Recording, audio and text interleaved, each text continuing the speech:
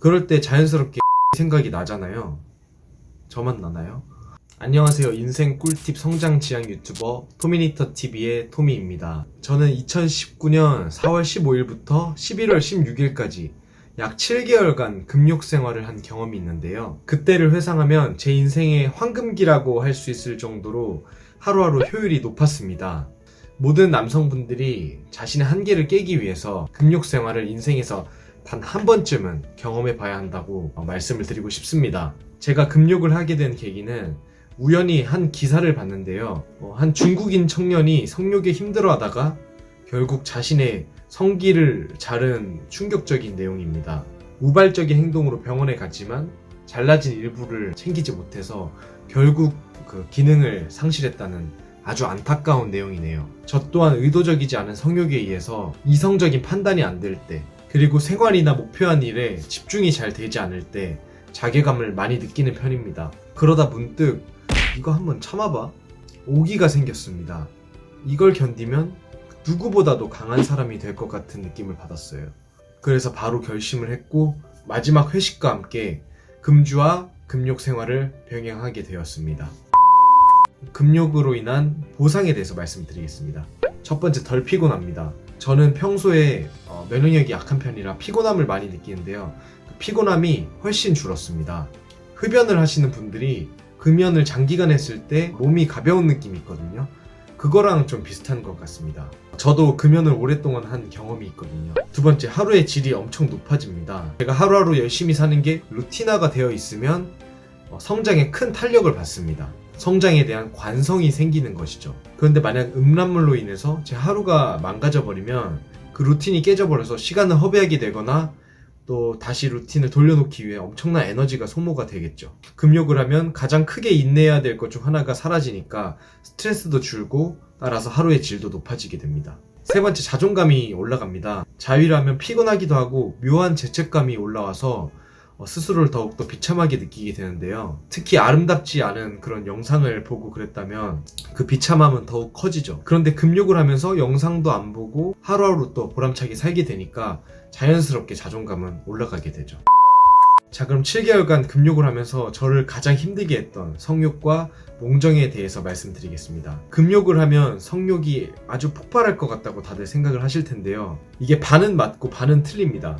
평소에는 오히려 성욕이 덜합니다. 왜냐하면 특정 자극에 대해서 둔감해지기 때문입니다. 파블로프의 개라는 이론이 있죠. 지속적으로 특정한 자극과 함께 보상을 주면 특정 자극이 일어났을 때 반사적으로 그 보상에 대한 걸 떠올린다는 것입니다.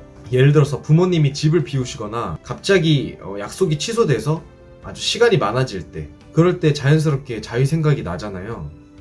저만 나나요? 이럴 때 딱히 끌리지 않더라도 미리 해놓을 때가 있어요. 이게 언제 부모님 집이 비울지 모르니까 또 뭐 그럴 때가 있거든요. 나만 그러나? 근데 문제는 이게 중독이 되면 그런 자극이 있을 때마다 매일 하게 되는 불상사가 발생하게 됩니다. 하지만 금욕을 하게 되면 상황과 자극에 대해서 미치는 그 정도가 아주 줄어들게 됩니다. 한번 참아봤으면 그 파블로프의 개의 이론이 깨져버려요. 이게 참으면 참을수록 그 자극에 대해서 둔감해지는 것이에요. 결국 내가 이걸 참냐 못 참냐, 내 안에서의 싸움만 필요하다는 거죠. 반면에 발전기가 오면 야한 생각도 계속 나고 상상력도 아주 풍부해집니다. 범죄를 저지를 만한 충동? 그런 거는 전혀 못 느꼈어요.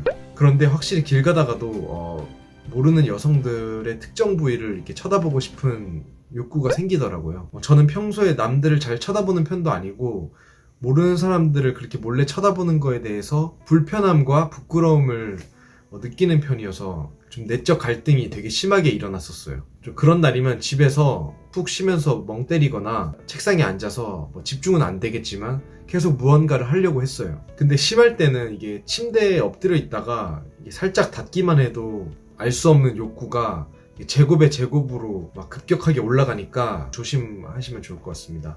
몽정, 이것도 많이 궁금해 하실 텐데요. 주변에 생각보다 몽정을 안 해보신 분들이 많더라고요. 몽정은 한 달에 한 번 할 거라고 생각을 하시는데 저 같은 경우는 보통 3주에서 4주에 한 번씩 했고요. 또 1, 2주 간격으로 이렇게 빠르게 하는 적도 있었습니다. 근데 주기가 짧은 경우에는 항상 전날 저녁에 좀 야한 생각을 하면서 잠들었을 때였어요. 일부러 한 건 아닌데 그런 생각이 계속 날 때가 있습니다. 그럴 때 몽정을 할 위험이 높습니다. 주기가 짧으면 당연히 양이 좀 적은 편이고, 주기가 길어지면 수치스러울 정도로 이렇게 양이 많은, 좀 짜증나긴 했습니다. 그래도 이 몽정으로 인한 불편함보다는 얻는 게 한 5만 배 정도 더 크거든요. 그렇기 때문에 몽정 때문에 그런 포기해버리는 불상사는 없으시길 바랍니다. 마지막으로 금욕을 위해 가장 필요한 덕목에 대해서 말씀을 드리겠습니다. 첫 번째, 인생에 대한 의지입니다. 이게 가장 핵심인데요. 금욕을 하려면 아주 강력한 의지가 필요합니다. 쉽게 맛볼 수 있는 쾌락을 참는다는 게 참 어렵습니다. 하지만 우리는 인간이기에 이성적으로 판단을 하고 뭔가를 참으면서 얻는 가치가 더 높다는 걸 알기 때문에 저희는 계속 지속적으로 도전을 하는 것인데요. 따라서 성욕을 이길 만한 가치를 마음속에 항상 가지고 다니셔야 합니다. 가슴속에 원대한 꿈을 품고 다시 한번 의지를 강력하게 다져보세요. 두 번째, 취미생활 혹은 일. 일단 성욕에게 틈을 주면 안 됩니다. 틈을 주면 위험해요. 이게 머리를 지배하기 전에 무언가 집중을 해야 합니다. 저 같은 경우는 공부나 독서, 미술, 피아노 등등 여러 가지 취미야 하는 게 많거든요. 그래서 금욕을 하는데 큰 도움이 된 것 같습니다. 세 번째, 운동. 운동은 일시적으로 성욕을 해소시켜 주는데 가장 도움이 되는 것 중 하나입니다. 특히 저는 달리기를 많이 했었는데요. 제가 당시에 마라톤 풀코스를 준비하고 있어서 주말에 이렇게 시간이 많을 때에도 20-30km씩 뛰어버리니까 체력이 다 소진되어서 성욕이 확실히 줄어들더라고요. 그래도 욕구는 남아있지만 그거는 충분히 참을 수 있을 정도였습니다. 자, 여기까지 저의 7개월간 금욕 생활에 대해서 설명을 드렸는데요. 여러분들께 도움이 되셨으면 좋겠습니다. 또 궁금하신 게 있으시면 댓글을 통해서 얼마든지 물어보시고요. 저는 여기서 인사드리도록 하겠습니다. 시청해주셔서 정말 감사드립니다.